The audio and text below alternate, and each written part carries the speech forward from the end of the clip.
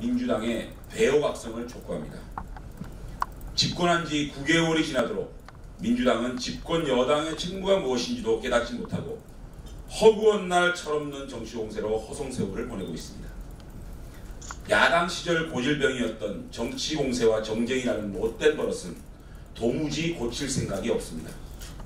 개헌도 정치공세, 대형 참사가 터져도 정치공세, 개혁까지도 정치공세, 이제는 문재인 정권의 검찰이 공식적으로 부인한 권성동 복사위원장에 대한 폭로를 정치쟁점화하여 묻지마 사태까지 요구하고 있습니다. 해도 이토록 깃털처럼 가벼운 여당을 언제까지 지켜봐야 할 것입니까? 자유한국당은 2월 임시회 개회식이 열리던 날 이례적으로 법사위를 열었고 본회의에서 국민 안전과 민생을 위한 법안 처리에 앞장섰습니다. 민주당의 야당 시절에서는 상상할 수 없었던 제1야당의 노력에도 여당이 민주당은 민생을 위한 마지막 보루인 상임위마저 걷어차 버렸습니다. 도대체 누가 여당이고 누가 야당입니까? 문재인 정권은 민주당의 철없는 정치공세에 직접 끼어들어 특별검사까지 임명하고 한 검사의 일방적인 폭로만을 근거로 야당 법사위원장을 타깃으로 한 제재 수사라는 정치보복도 서슴지 않고 있습니다. 이토록 야당을 무시하고 탄압하는 문재인 정권과 민주당을 파트너로 어떻게 국회에서 국정을 논할 수 있겠습니까? 정권을 정권답게, 여당을 여당답게 만드는 것도 제1야당의 책무입니다.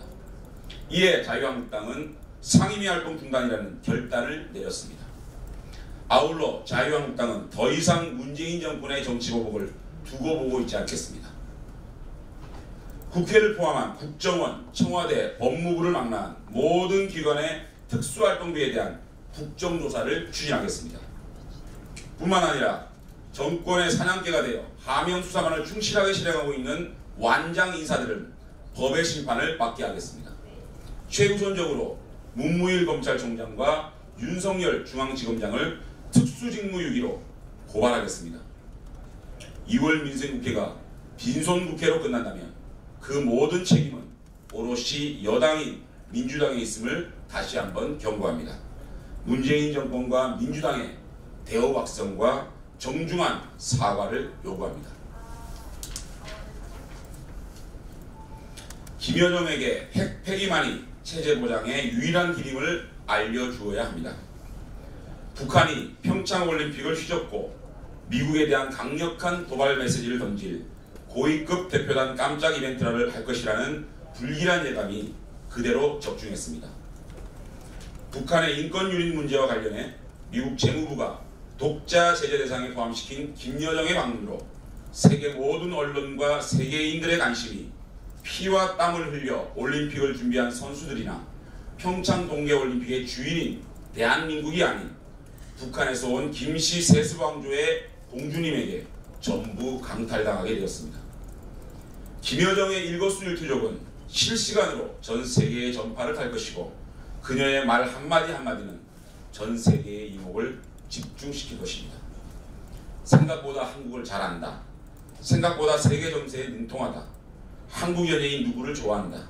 유머가 있다 등 북한 김씨 왕조의 최대선전은 극에 달할 것입니다.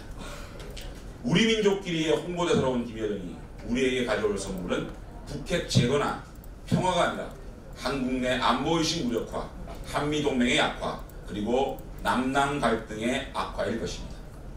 이제 평창올림픽은 완벽하게 북한의 최대선전장으로 전락했습니다.